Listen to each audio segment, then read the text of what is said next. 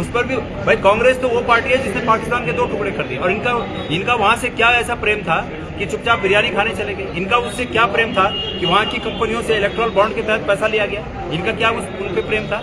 हमने तो जो क्या खुलेआम है, कांग्रेस पार्टी इसमें विश्वास करती है कि इस देश में जो भी कमजोर तबका है उसको मजबूत किया जाए। अगर कोई भी कमजोर है तो उसको मजबूत करना कांग्रेस अपना फर्ज समझती है। और निश्चित रूप में कोई भी राष्ट्र तब मजबूत हो सकता है जब उसका सर्वांगीण विकास हो। कोई भी व्यक्ति का शरीर तब तक मजबूत नहीं कहला जा सकता जब उसका एक पार्ट लकवाग्रस्त हो, कमजोर हो। तो ये सभी हाथ पैर मजबूत होने चाहिए। इसी प्रकार इस देश में रहने वाले सभी लोग मजबूत होने चाहिए। हम इस पर विश्वास करते हैं। उधर चुनाव से पहले कई नेता जो है कांग्रेस के चले गए, आप पे भी चौतरफा हमले हुए, कहा गया कि आपकी शैक्षिक योग्यता पर सवाल उठाए गए, मुंबई वासी बताया गया। उसके बाद भी आपने इस तरीके से देखिए मेरी बात नहीं, फिक्र उसको होगी जिसने गलत किया होगा।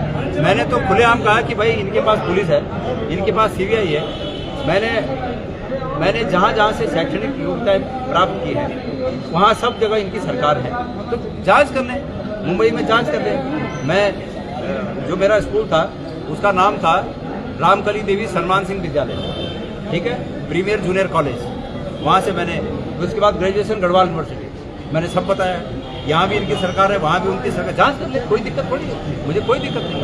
पर चुनाव में सिर्फ एक सगुफा छोड़ना। कल परसों रामनगर में एक कोई भवन को दिखाकर कि गणेश गोदियाल, देखा आप लोगों ने कि गणेश गोदियाल का भवन है और यहाँ चोरी की लकड़ी रखी गई, ये है। अरे भाई सरकार तुम्हारी है, जांच करें।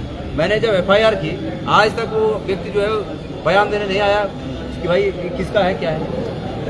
अब मैंने सुना मेडिकल लगा दिया कि मैं बीमार हूँ। चुनाव को ये लोग झूठी तरीके से हाईजेक करना चाहते हैं। 2022 में भी इन्होंने झूठ बोलकर चुनाव हाईजेक किया, अभी भी करना चाहते थे। ये अलग बात है कि जनता ने इनकी नहीं। सर लोकसभा चुनाव में सर चुनाव के दरमियान शराब भी पकड़ी गई थी, आपने साफ तौर पर बीजेपी पर आरोप। हाँ, निश्चित रूप से आरोपों को लेकर आप आगे भी कुछ कार्रवाई। मैंने कहा कि मैंने गलत बोला तो मुझ पर FIR करे ना। अगर मैंने गलत बोला तो मुझ पर FIR क्यों नहीं की? नियम तो ये है कि अगर कोई व्यक्ति चुनाव में गलत बयानी करता है तो उस पर FIR होनी चाहिए, तो मुझ पर FIR करें, क्यों नहीं की?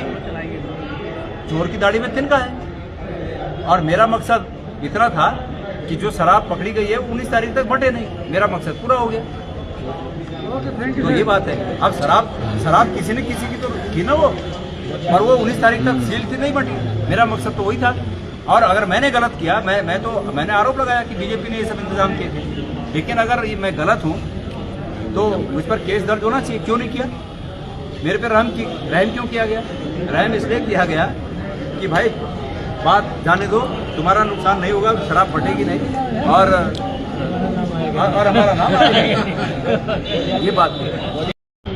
ये बात दावे के साथ कही जा सकती है कि प्रथम चरण के चुनाव मतदान होने के बाद सत्ताधारी दल के पैरों तले की जमीन खिसक गई और उनके जो बयान आ रहे हैं, मैं समझता हूं ये बयान भी स्वस्थ लोकतंत्र के लिए अहितकारी बयान है। एक स्वस्थ लोकतंत्र के लिए सत्ता में बैठे हुए वो लोग जिनका लाखों करोड़ों लोग अनुसरण करना चाहते हैं, उन्हें अपने बयानों में शुचिता का ध्यान रखना चाहिए। उन्हें अपने बयानों में इस बात का ध्यान रखना चाहिए कि अंतर्राष्ट्रीय समुदाय भी बड़ी बारीक नजरों से हमारे तमाम नेताओं के बयानों का अवलोकन कर रहा है और अध्ययन कर रहा है। ऐसे में मुझे बहुत दुख है इस बात का कि हमारे आदरणीय प्रधानमंत्री जी अपने 10 साल का हिसाब न देकर फजूल की बातें कर रहे हैं। और ये फजूल की बातें जिस प्रकार से उन्होंने कहा कि कांग्रेस पार्टी मंगलसूत्र पर कांग्रेस पार्टी के बारे में जो बात उन्होंने कही, ये बात बहुत ही निंदनीय है, हास्यास्पद है और तथ्यों से परे है। मैं आप सब लोगों को ये बात आपके सामने रखना चाहता हूं कि 65 साल कांग्रेस पार्टी ने राज किया और 65 साल के शासन के दौरान कांग्रेस पार्टी ने आम आदमी को इस लायक बनाया कि वो अपनी मंगेतर के लिए और अपनी होने वाली पत्नी के लिए विवाह के समय एक उम्दा मंगलसूत्र बनाया। इस लायक कांग्रेस पार्टी ने आम आदमी को बनाया। और आज बिना तथ्यों के इस प्रकार की भ्रामक बातें फैलाकर जो चुनाव को हथियाना चाहते हैं, मैं उन्हें उनकी आंखें खोलने के लिए एक बात कहना चाहता हूं कि कांग्रेस पार्टी ने 65 साल में जो सोने की कीमत थी, वो सोने की कीमत जब तक कांग्रेस का शासन था 30,000 के अंदर रहा, 30-35 हजार के अंदर रहा 65 साल में। और इस 10 साल में उस सोने की कीमत आज 78,000 पर पहुंच गई है। तो मंगलसूत्र अगर हमारे भाई बनाना चाहते हो शादी के लिए तो मंगलसूत्र बनाए कहां से? आदरणीय प्रधानमंत्री जी, आज के 10 साल के शासनकाल में सोना आज 78,000 रुपए तोले पर पहुंचा हुआ है। और अगर बनवाई लगाएं, उसकी जो मेकिंग चार्ज होते हैं, जो और भी चीजें होती हैं, अगर वो लगाएं तो 80 से कम तो नहीं पड़ेगा। तो आज दोगुने से भी ज्यादा कीमत आपके 10 साल में आपने कर दी और आप मंगलसूत्र की बात कर रहे हैं। दूसरा, आपने एक पक्ष पर जनसंख्या को बढ़ाने के लिए जिम्मेदार बताते हुए इस बात को कहा कि भाई देश के संसाधनों पर एक पक्ष कब्जा कर लेगा। ये आपकी घृणित विचारधारा, जो आपका घृणित विचार है, वो बिल्कुल सामने आया है।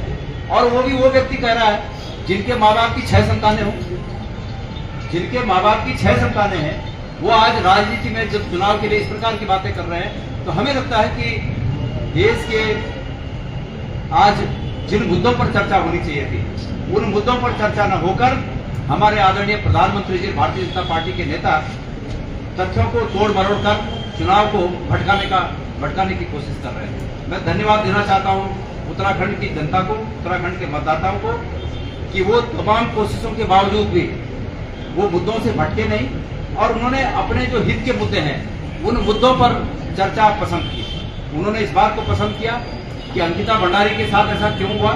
वो सुनना चाहते थे कि हमारे चूंकि स्टार कैंपेनर प्रधानमंत्री जी थे, तो प्रधानमंत्री जी के मुंह से सुनना चाहते थे कि अंकिता भंडारी के बारे में उन्होंने क्यों कोई एक्शन नहीं किया। मैं आपको बताना चाहता हूं, मेरे पास इस बात की रिपोर्ट है कि जिस दिन माननीय प्रधानमंत्री जी ऋषिकेश आए थे, उसके अगले दिन प्रधानमंत्री कार्यालय के द्वारा अंकिता भंडारी के मामले में उत्तराखंड सरकार से जानकारियां मांगी गई।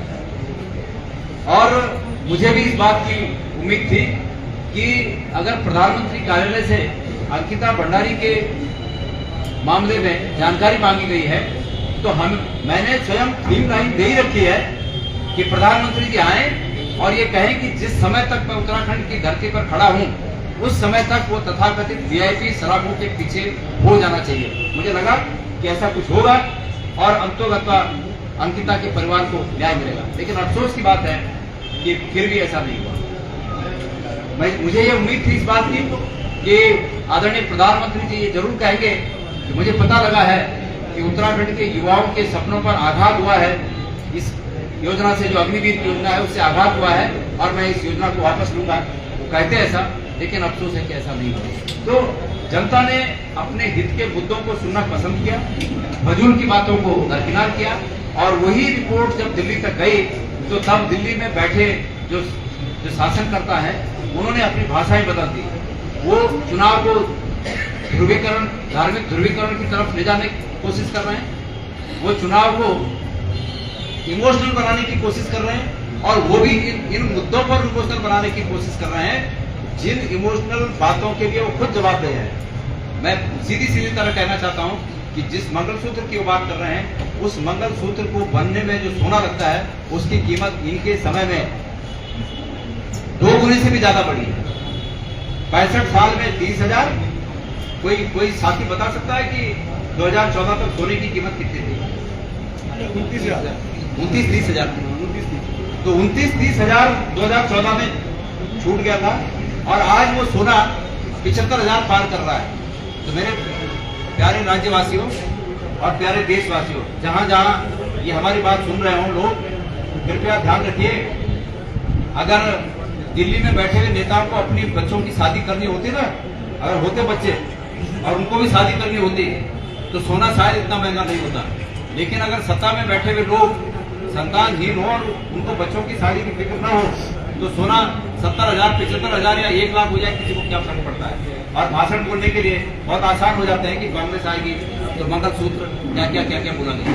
तो मैं सचेत करना चाहता हूँ सभी मतदाताओं को, देखिए ऐसा है, बतेरे हमारे शुभचिंतक मुझे कहते हैं कि भाई आप फलाने जी के लिए मत बोला, लेकिन ये देश अगर त्रासदी झेल रहा है तो उन्हीं की वजह से झेल रहा है।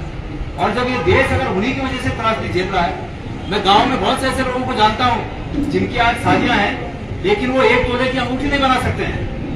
मैं ऐसे बहुत से लोगों को जानता हूं। जब उन पर ये बीत रही है तो उनकी आवाज को उठाने के लिए गणेश गोदियाल अगर अपने हित में अपनी आवाज को दबा दे कि कहीं मेरा हित न हो जाए, तो मैं समझता हूं कि मैं अपने इस पद के साथ, इस कर्म के साथ मैं न्याय नहीं कर रहा हूं। इसलिए मैं अपनी आवाज को जोर शोर से उठाता हूं और इस मकसद से उठाता हूं कि ये आवाज दिल्ली तक जाए और वो कुछ करें, इस पर कुछ विचार करें, हमारे लोगों को राहत दें। लोग त्राहिमाम कर रहे हैं और हम अगर बातों को न उठाएं तो फिर क्या मतलब है राजनीति का। तो मेरे प्यारे साथियों, ये तमाम बातें थी। मैंने ये सोचा कि चुनाव संपन्न हो गया, मैं सभी को धन्यवाद दूं आप लोगों के माध्यम से। दूसरी बात है, कुछ लोगों की, कुछ राष्ट्रीय मीडिया की कुछ लोगों की मजबूरियां हो सकती हैं कि उन्होंने चाहते हुए भी जो बातें सामने आनी चाहिए थी वो बातें नहीं लाए, और कुछ लाए भी तो बड़ी दबी जुबान से लाए। उनकी कुछ मजबूरियां हो सकती है, लेकिन मैं सारी मीडिया को, तमाम आप साथियों को, पत्रकारों को जो कि सिर्फ उत्तराखंड से संबंध रखते हैं, उत्तराखंड आप लोगों ने जिस प्रकार से तटस्थ भाव से ये कवरेज की, चुनाव की कवरेज की, मैं आपका धन्यवाद ज्ञापित करना चाहता हूं कि